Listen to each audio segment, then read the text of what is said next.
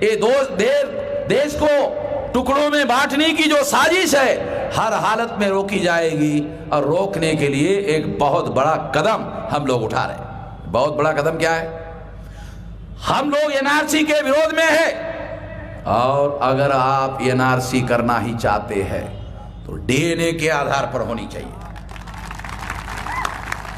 क्योंकि कागज तो तहसीलदार से बनवाया जा सकता है, झूठा सच्चा, डीएनए को नहीं बदला जा सकता। डीएनए झूठा सच्चा नहीं बनाया जा सकता, डीएनए तो ओरिजिनल ही होगा। इसलिए जो कागज झूठ मूठ के बनाए जा सकते हैं छोड़ो, डीएनए के आधार पर एनआरसी लागू करो। और अगर ऐसा हुआ तो सारे ब्राह्मण विदेशी साबित हो जाएंगे और सारे मुसलमानों का डीएनए देशी साबित हो जाएगा। क्यों?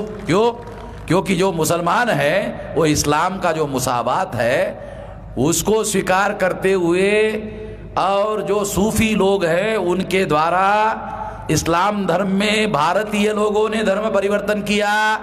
ये सारे भारत में जो भी मुसलमान हैं वो सारे के सारे भारतीय लोग हैं।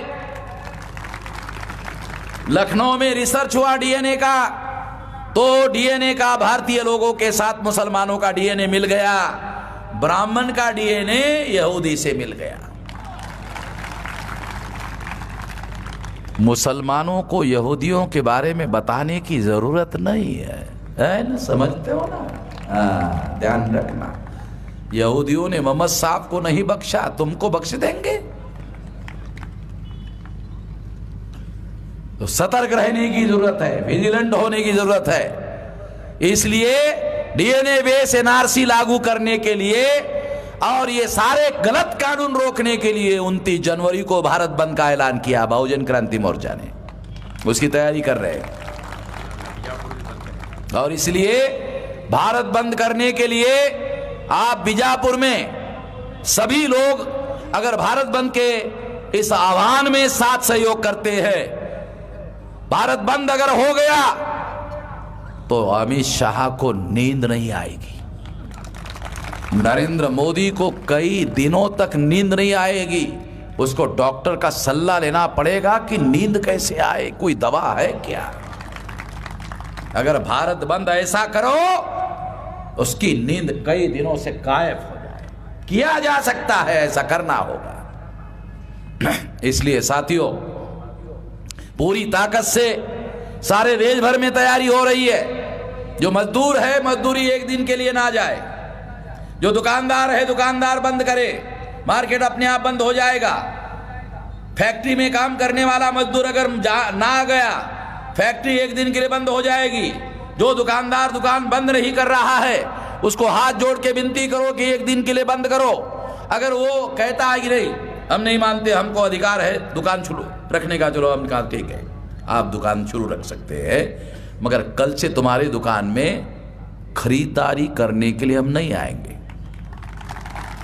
और जब हम लोग 100 में 85% लोग तुम्हारे दुकान में खरीदी करने के लिए नहीं आएंगे तो तुमको मक्खी मारने का धंधा शुरू करना पड़ेगा। कि ग्राहक ही नहीं रहेगा तो मक्खी मारना पड़ेगा, तो फिर मक्खी मारते रहो। इसलिए इस तरीके से इसे बंद किया जा सकता है।